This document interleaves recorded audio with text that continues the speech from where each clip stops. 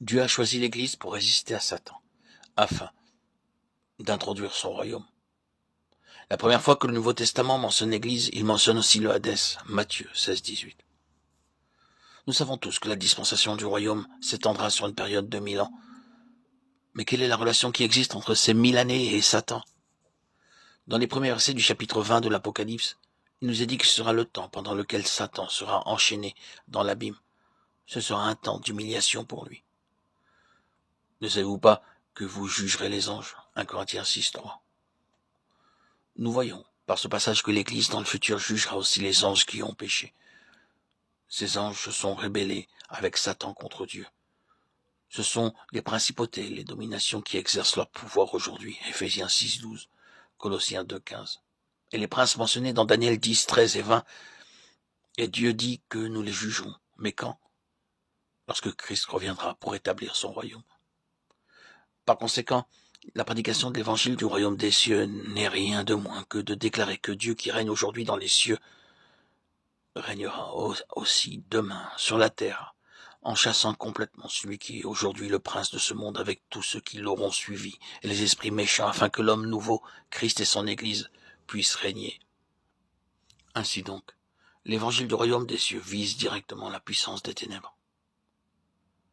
Lorsque le Seigneur Jésus a tout d'abord proclamé cet évangile, toutes ses œuvres étaient dirigées contre la puissance des ténèbres. Celui qui pêche est du diable, car le diable pêche dès le commencement. Le Fils de Dieu apparu afin de détruire les œuvres du diable. 1 Jean 3,8. Le Seigneur Jésus guérissait les malades et chassait les démons. Il est donc évident pour nous que chasser les démons, c'est une œuvre qui vise la destruction du royaume des ténèbres. Mais que dire de la guérison des malades? L'apôtre Pierre nous donne la réponse.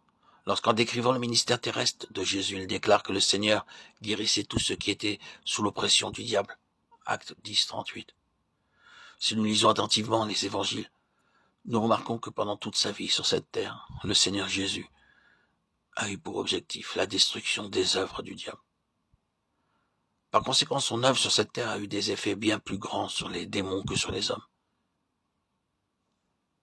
Le Seigneur Jésus nous dit qu'à la fin de cet âge, ses enfants se lèveront afin de porter un témoignage identique.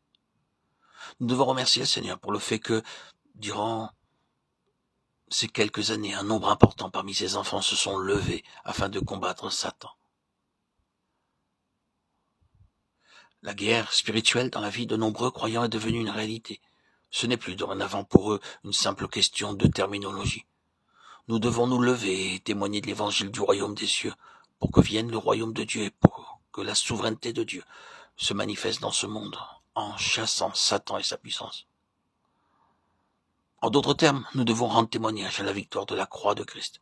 Nous devons déclarer que Christ a déjà jugé le prince de ce monde, qu'il a obtenu une complète victoire et que le royaume, la gloire et la puissance lui appartiennent. Car Satan n'a aucune place dans cet âge. Il est un simple usurpateur. Tous ceux qui ont reçu le Seigneur Jésus ont été délivrés de la puissance des ténèbres, transférés dans le royaume du Fils de l'amour de Dieu. Colossiens 1,13. Nous devons proclamer l'évangile du royaume des cieux. C'est l'évangile qui déclare la défaite de Satan, le rejet des démons et la destruction du Hadès. C'est ce témoignage qui parachèvera la fin de l'âge présent.